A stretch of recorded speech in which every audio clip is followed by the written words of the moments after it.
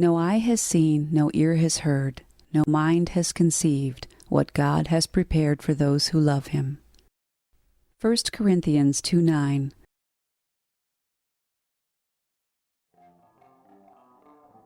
Athletes in Action, God is Moving in Africa, Part 2.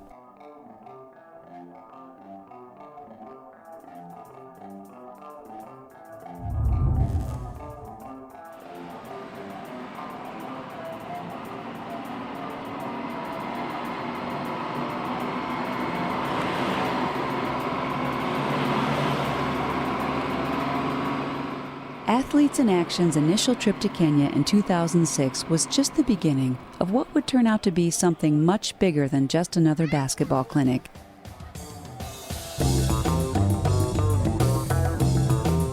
Taking a video. The quality of coaching staff that made the journey was, in itself, enough to make it a trip to remember. But it was a chance meeting on an airplane that made it a trip Athletes in Action will never forget.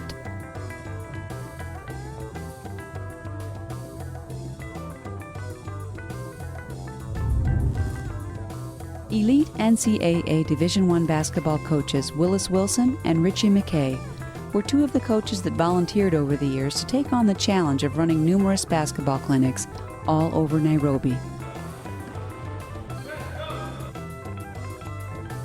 Along with these two coaches, other Athletes in Action volunteers took on a similar task.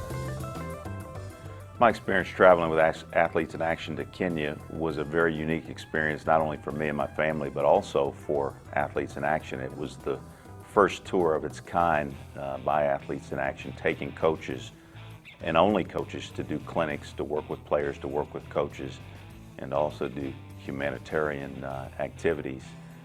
It was one of the most rewarding and enriching experiences that I've had as a coach, and certainly something that I'd look forward to doing again in the future. You know, as a basketball coach, when you show up for a clinic and there is no gym, it gives you a different perspective about what you're getting ready to get yourself into. When you show up and some kids have sneakers and some don't, it gives you a different perspective. When kids show up wearing the clothes that they wore to school that day, the clothes that they're going to wear to school tomorrow, it gives you a totally different perspective. It's not just about the basketball aspect, but it's also about what basketball can do to enrich your life and also change your life. And that was one of the things that was the most meaningful to me, was to be able to interact and learn about people and why they did things they did. And just as importantly, why their interest in American basketball and in Athletes in Action,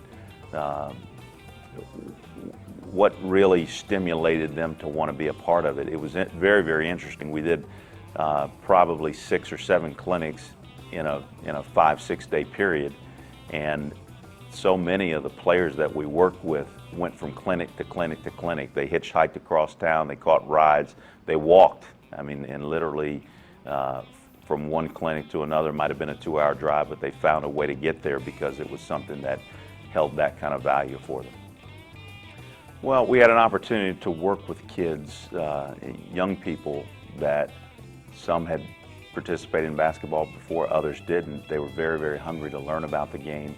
But we also had an opportunity to do other things, such as visit orphanages. We had a chance to spend time with babies, aid babies that were in dire need of medical treatment and loving and care. We had an opportunity to visit the Soweto School, which is a school in the largest slum in Africa, in Kibera, a place where there's raw sewage running everywhere, a place where there's very little electricity, and certainly the means that we are offered and that we take for granted day in and day out is a luxury in that environment. So we had an opportunity to interact with people and share our thoughts and ideas, and also assist in trying to create a better lifestyle for those folks. The thing that interested me about this project the most was the fact that I really felt like it was going to be a life-changing experience for not only me, but for my family. My kids at that time were at an age just approaching high school, where I thought seeing something different and experiencing something different could be something that would last a lifetime for them. And to this point, that has been the case. It's a trip that we often reflect upon with a lot of things that we take for granted and that we experience day in and day out. We take time sometimes to pause because of some of the memories that we still maintain from that trip.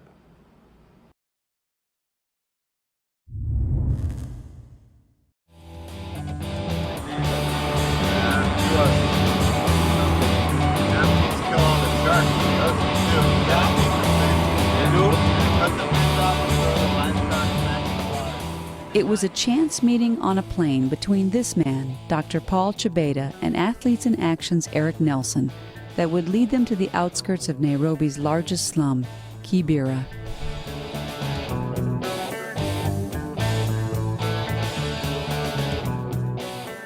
Athletes in Action came to help out the local staff with the basketball clinic, but they also felt the need to do more to make the most of their time. Dr. Chibeda showed up at the clinic the next day and insisted Athletes in Action go with him to a school he oversaw on the outskirts of the Kibera slum.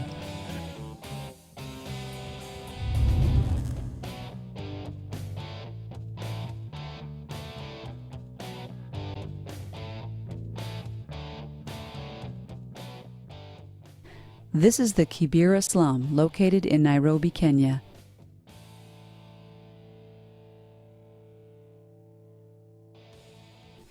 And this is Soweto Junior Academy.